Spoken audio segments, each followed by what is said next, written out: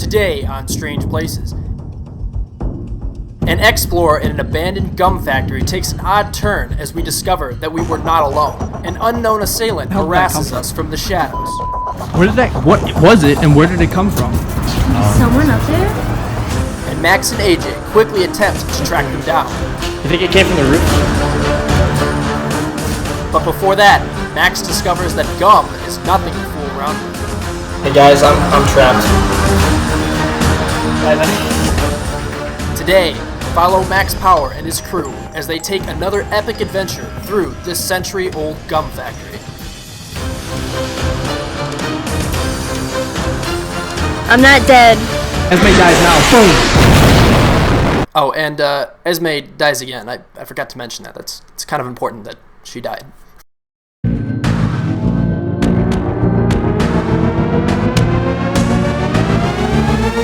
This is Strange Places.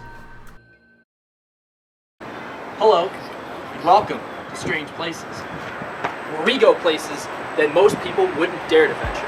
And I am your host, Max Power. As you can see, I love gum. But even I got more gum than I could handle when we went to the abandoned gum factory. This gargantuan plant used to produce sticks and packs of mint gum that were then taken off the assembly lines, put into trucks, and distributed across the United States. With this exploration, I assure you, was not all gum and sunshine. You see, we weren't alone in that abandoned factory. We were being watched and stalked for perhaps over an hour. Eventually, whoever was following us threw a large metal pipe in our direction. This person or this group of people seemed to disappear without a trace. Now this gum factory has over 200,000 feet of floor space. And it's also 100 years old and has a very rich history. So now it's time for a brief history on the plant. You can probably guess what gum factory this is. I tried to conceal this location as best as possible, but this one is just too obvious. I mean, how many gum factories are there in Chicago? Anyway, this gum company was founded in the 1890s in Chicago. The plant opened just prior to World War I and manufactured mint gum. At the height of its production in the 1960s, it employed about 2,000 people. As time went on, the plant slowly became obsolete and was starting to show its age in the 1990s as the huge complex of interconnected buildings was overly complicated and inefficient compared with newer factories. Production slowly shifted to other plants around the US until only 600 employees remained. In the mid-2000s, the plant was shut down. 5 years ago, there were plans to redevelop the area, and one part of the factory was torn down. Thankfully, these plans stalled, and most of the factory still sits there today, waiting to be explored. So guys, if you're new to my channel, what I do every episode is I answer 3 questions that were posted in the comment section of my previous episode. The 3 questions that I selected for this episode are as follows. B. Barry, who asked, if you could restore any of the places you visited to their original state, which would it be? My second question comes from LL, who asked, what made you decide to start exploring? Any other hobbies? And my third question comes from Moonchild Kelsey, who asked, what's the scariest thing that's happened to you while exploring? So I will be taking a break sometime during the video to answer all 3 questions.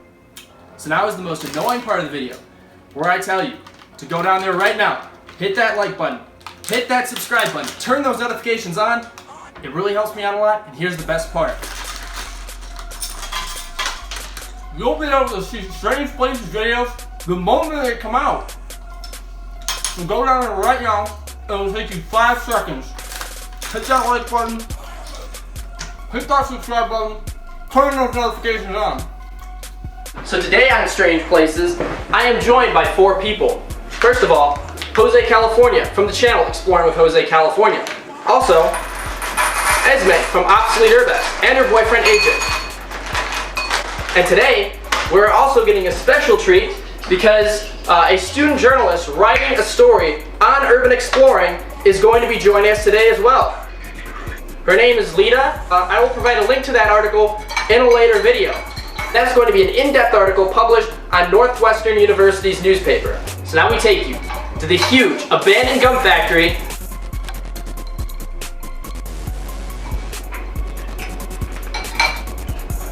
on Strange Places.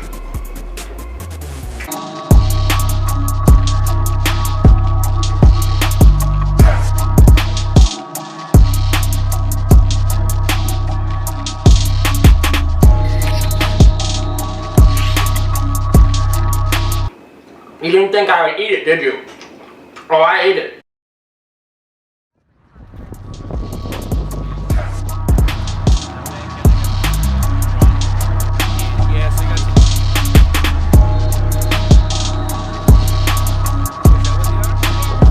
At Strange Places, we are going to be checking out this abandoned restaurant.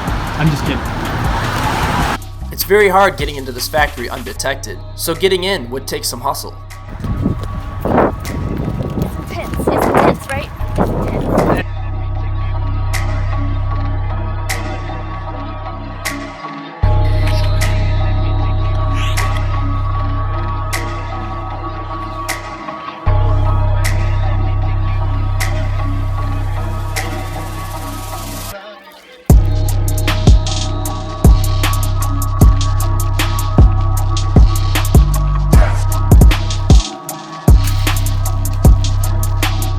Hey guys, we're back. Haven't been here in a while since winter.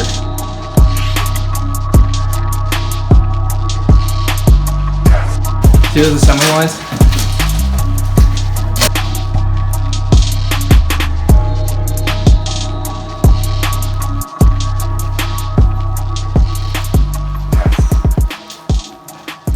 You smell that? Yeah. Yep, that's the gum. Oh my gosh. This is the gum. Obviously, it's not neatly packaged. It's the leftover ingredients that leaked out of the machine after the plant was shut down. These floors that manufacture the gum have a distinct smell, like mint candy wrapped in burnt hairs. It's not all that pleasant. Does the gum get you? Esme dies by getting trapped in gum. Hey guys, so this is the gum.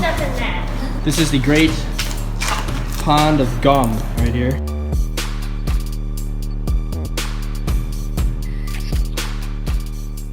This factory was used to make double mint. That is what we're stepping on, is the double mint gum. It melted down into a nasty slime. Oh my god, it looks like magma. The sticky substance's ability to keep me stuck to the floor convinced me that my shoes were going to be pulled apart before the floor gum would release me. Oh dude, yeah, that's cool. Hey guys, I'm trapped. Guys, Alright, seriously, come on. Jesus Christ. I was trying to get a cool video, and instead, my shoes are gonna get wrecked. Ah!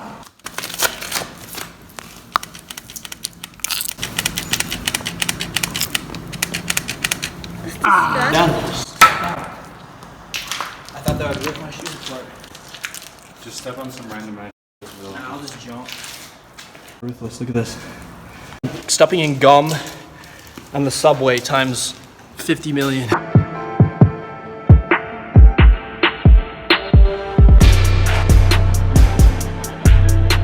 On this floor, we found more conveyor belts.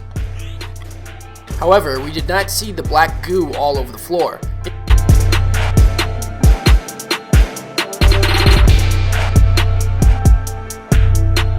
AJ and I are going up. Screw you artists doing your photography. I'm playing. Esme dies now. Boom.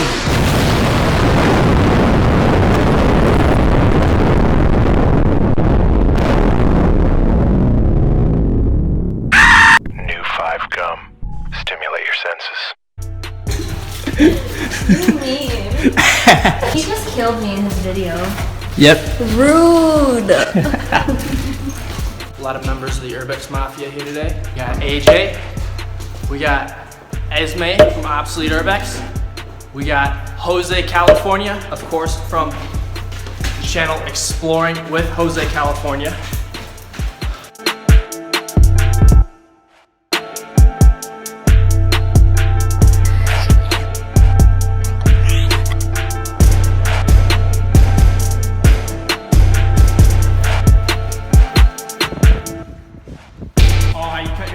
And Esme here is still struggling to get that terrible gum off of the bottom of her shoe. Oh, you're trying to get the gum off. Yeah. That gum is ruthless, guys. Oh wait, I forgot Esme's dead. Never mind. Dude, of course, we got traffic. Oh, there's a Damon Silos. I've been there. Oh, whatever. What? Security.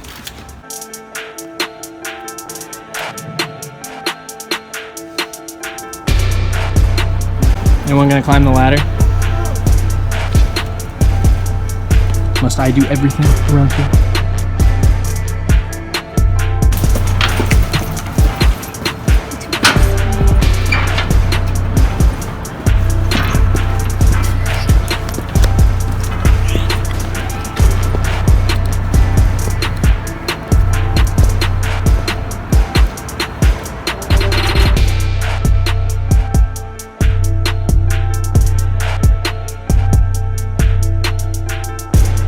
That's the highest point over there.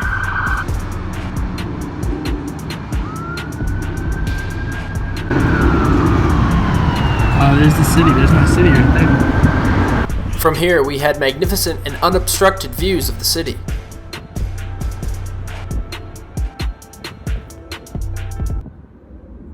So guys, what's up? I'm at the very top of, not the very top actually, this is the second highest point. Behind me is the highest point. I've been up there before, but at night, so the video, you couldn't really see anything. So I didn't have anyone, hey, what the, where'd y'all go? Okay, my crew just disappeared, that's fantastic.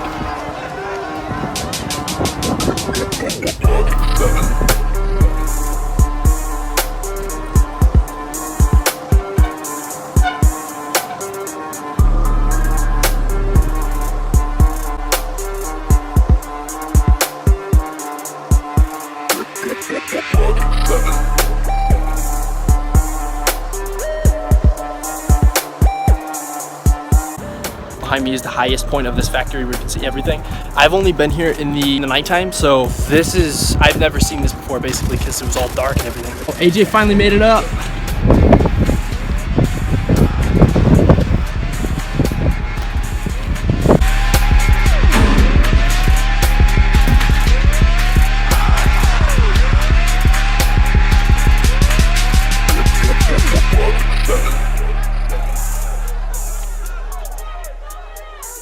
I got there just as AJ was coming down.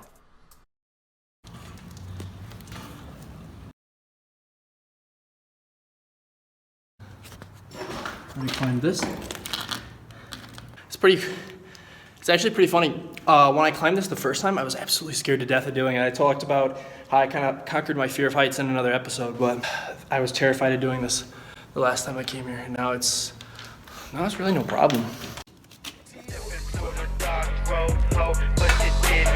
Stepping through the dark road, ho, but you didn't know. Stepping through the dark road, ho, but you didn't know. These bloody scary grounds were haunted by the scarecrow. Stepping through the dark road, ho, but you didn't know. Stepping through the dark road, ho, but you didn't know. Stepping through the dark road, ho, but you didn't know. These bloody scary grounds were haunted by the scarecrow. So last time I was here during the winter, so I didn't have a very good view, but this is almost the top. There's one more set of steps. That's it. Oh, and there's this one too. Okay, here we go. Guys, the top is filled with this shit. I am not going on here.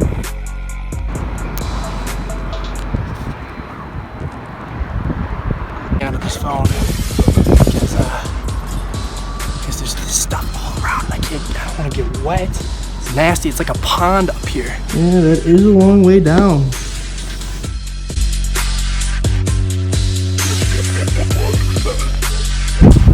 You guys miss me? Where it all started? What? Hey, it's Obsolete URBEX. I'm taking over this channel. I'm not dead. Even though, you know, he always says I'm gonna die. This is my channel now. I'm lying. See, he sold it to me, so it's mine now. Nice. Bought it for 1 penny. Me and my mans, we're gonna take it over. What? 1 penny. You're talking about taking over my channel? Yes. She bought it. It's mine now. I bought it for 1 penny. What? I did not agree to this. He's in denial. I believe it was 50 cents. And it was around this time that a giant metal pipe just came flying out of nowhere and came very close to hitting us.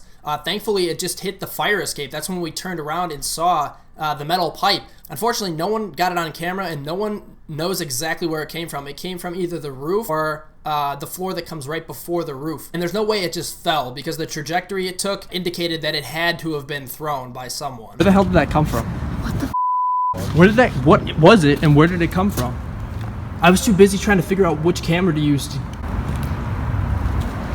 Is someone up there?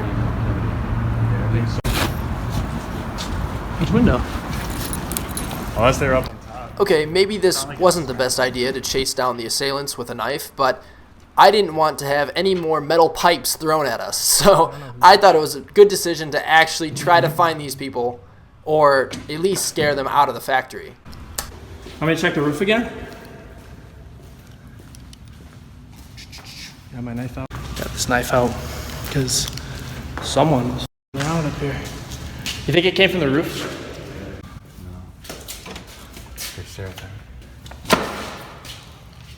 AJ and I searched a few floors of the factory, but we found no one. It's almost as if they disappeared without a trace. Now listen to Esme's chilling story, which indicates that we may have been followed for some time. I was in the building alone with whoever just threw that I thought it was you. pipe. I was up on the roof when that happened. When I was walking in there, I saw someone, and they had like their phone recording, and they had shorts on, but they had their like flash on. Yeah, I'd never had my flash on. And I was flashing my like LED panel, and then I took a spray paint can and I threw it to get your attention, because I thought it was wasn't you. me, no. Who the is you? We're gonna find you. The fact that AJ is standing over this, Don't die. and Lita's like not even phased, she's just like bored. We decided it would be best to leave immediately, being that there was a strange person lurking around the factory. So now I would like to take a short break to answer those 3 questions that I mentioned at the beginning of this episode. My first question comes from B. Berry, who asked, if you could restore any of the places you visited to their original state, which would it be? One of the best questions I've been asked on Strange Places. Above all the places, I would have to say the mansion that was built in the 1830s or 1840s. It's one of my later videos, and the architecture is magnificent. It's got a really cool history behind it. The owner actually built a tower on top of the roof to keep watch over all of his fields and to make sure his workers were diligently working on his crops.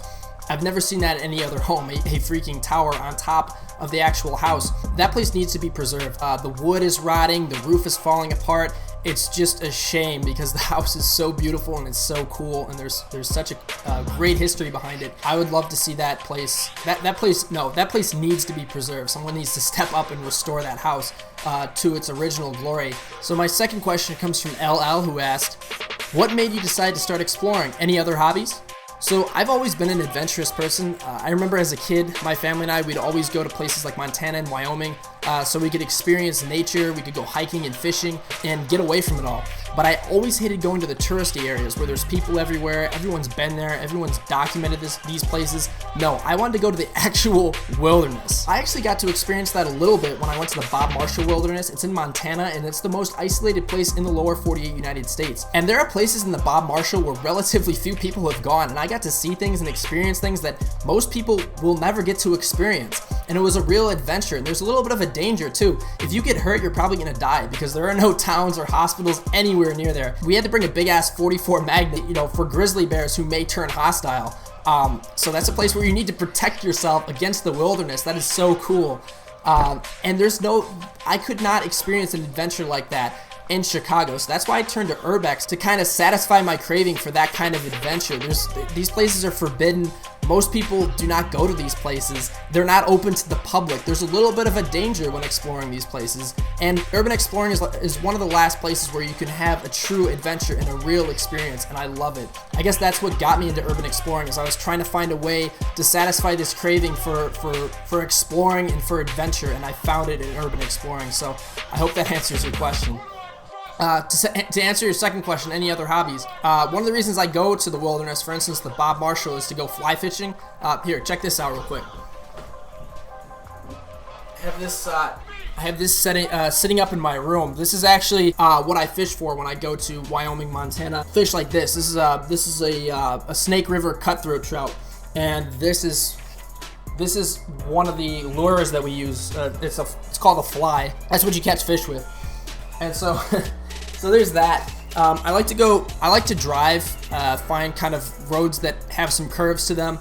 I'll put the car in sport mode and open up the throttle a little bit. That's always fun. And I also like making short films, and I love coming up with different movie ideas, stuff like that, and I'll jot them down because I'm going into the film industry, and that's really my passion is filmmaking. So I hope that very long response answers your question. My next question comes from Moonchild Kelsey, who asked, what's the scariest thing that's happened to you while exploring? Scariest thing that's ever happened to me while exploring has to be encountering security at that abandoned mental health facility. That was super unexpected, and when we encountered security, we talked to the guy, we found out he wasn't a cop, and as soon as I found out he wasn't a cop, we just dipped. Since track and field in high school, I have not run that hard. I was so scared. There was so much adrenaline rushing through my veins. In hindsight, it was really cool because I made a great video out of it. I would definitely recommend watching that video. It's one of my best videos. And when we were running from security, that was very, very terrifying. So that's gotta be the scariest thing that's happened to me while exploring. So guys, those are the 3 questions that I'm going to be answering. Shout out to Moonchild Kelsey, LL, and B Berry. If you want to ask me a question and have your question read and answered on the next video, Strange Places, and get a shout out, you guys know the deal. Go in the comment section when you're done with this video. Ask me any question you want.